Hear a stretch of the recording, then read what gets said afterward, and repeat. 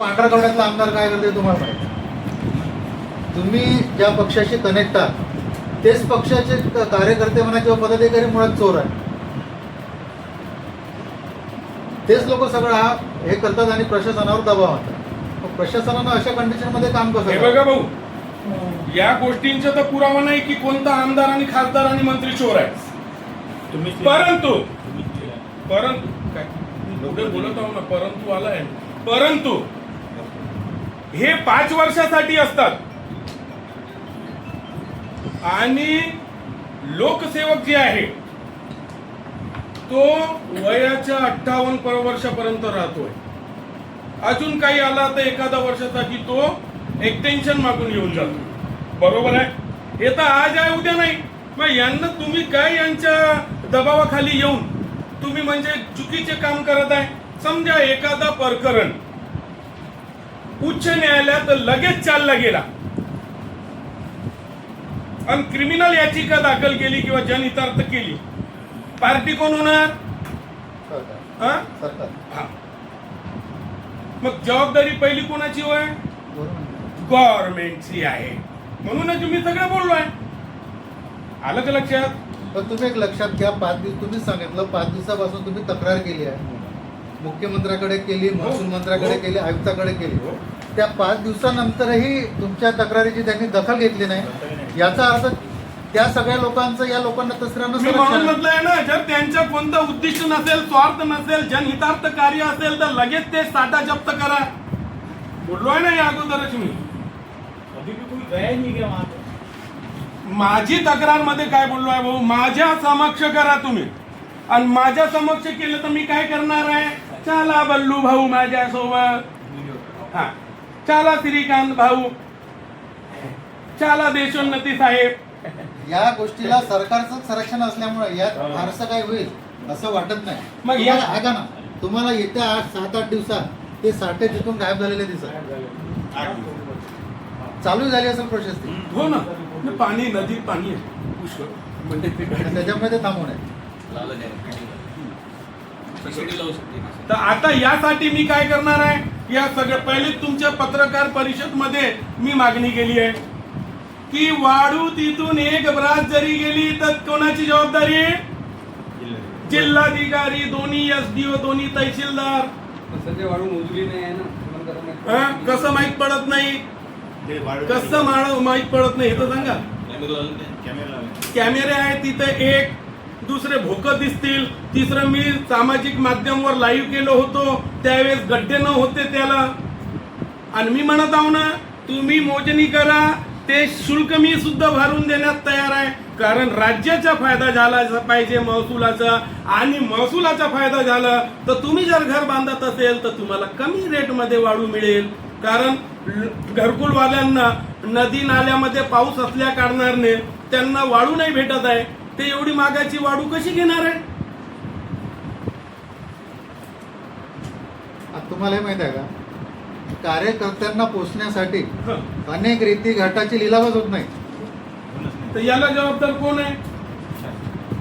मी कोणत्या पदावर आहे? एक मी सामान्य नागरिक असून हे गैरप्रकार चौवट्यावर आणत आहे. शासनाची जबाबदारी किती आहे? शासनाची जबाबदारी त्यांच्या कार्यकर्त्यापुरतीच मर्यादित राहिलेली आहे, हे लक्षात घ्या.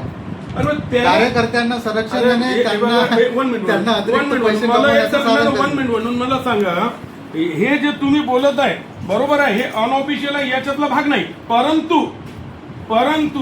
ही जबाबदारी कोणाची? मी जर मंत्री राहिला असतं, करा ना मग तुम्ही सगळे मिळून. मला काही 29 वर्षापासून साधा नगराध्यक्ष नाही बनवत आहे. अरे कोणत्या पार्टीचं तुम्ही शहर अध्यक्ष नाही बनवलं? कोणत्या? मग मी लपडे काढतो तर माझ्यासोबत कमीत कमी तुम्ही तर राहा. कुठे आहे? आज मी म्हटलं एवढे लोक, आता उद्याला एवढ्या लोकांच्या याच्यात बातमी आली पाहिजे. 7 आणि 8 मध्येच येते, 7 आणि 8 मध्येच येते. अरे पण मोठ्या पेपरात आलं तर पूर्ण याच्यात ते तर बरं झालं की सामाजिक माध्यम आहे. तुम्ही वाचलं नाही तरी तुम्हाला पानचट करून देतो. वा वा वा एवढं पाठवतो तुम्हाला, वाच लवकर म्हणून जमत तरी आहे. नाही तर गंजातल्या भाजीची वास गंजातच राहिली असती. द्या ना तुम्ही. अरे बा पाठवतो का नाही? 5 बार ये ग्रुप पे भी और द खाजगी भी भेज. तुम्हाला येतं ना खाजगी दोघांना? आती का नहीं? आम्ही खोटं नाही बोलतो. सवालच नहीं. हाँ तुमको भी परेशान कर दो. अच्छा यहीं तक मैं नहीं रहता थी. मैं तुम्हारे से पाठ पूरा हो गया. भाऊ बातमी नहीं आली ना, है ना? करता क्या नहीं? फिर भी तुम डालते नहीं. दो डालते. ये मेरे को रिकॉर्ड है. इसके लिए एक वेट ऊपर से लगती है.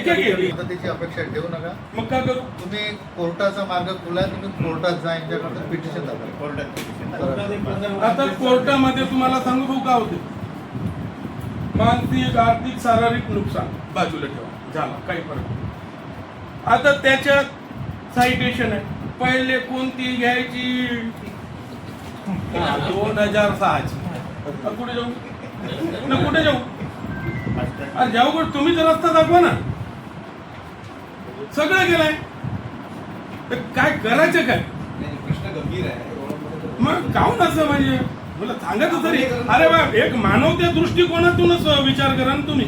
आता माझे ते याचिका किती वर्ष, मी एवढं जीवट पाठपुरावा करणार तरी म्हणजे वेळ लागत आहे. तुम्हाला माहिती आहे, हे घेऊ नका जे मी बोलत आहो. अनेक नगर परिषदच्या आपण 2 याचिका दाखल केल्या भाऊ. कधी केल्या? आता 3री चालू आहे याचिका. तर काय करू मी? 18,000 कागदपत्र काढून वाचावं लागते. कसं वाटत असं? बिलकुल म्हणजे आलं मग पुन्हा हे करावं लागतं, पुन्हा बसवं. चला बरं, 2 केली, 3री बाकी आहे. समाजात कोणाची, दुसऱ्यांची कोणाचीच म्हणजे हे नाही का जबाबदारी? कोणाचीच नाही. लगेच उठवा ना तुम्ही कमीत कमी तुमच्या तो साथ द्या.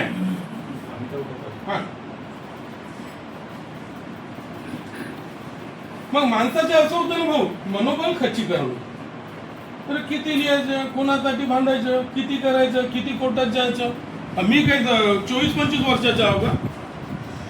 51 वर्षाचा मी पण झालो आहे.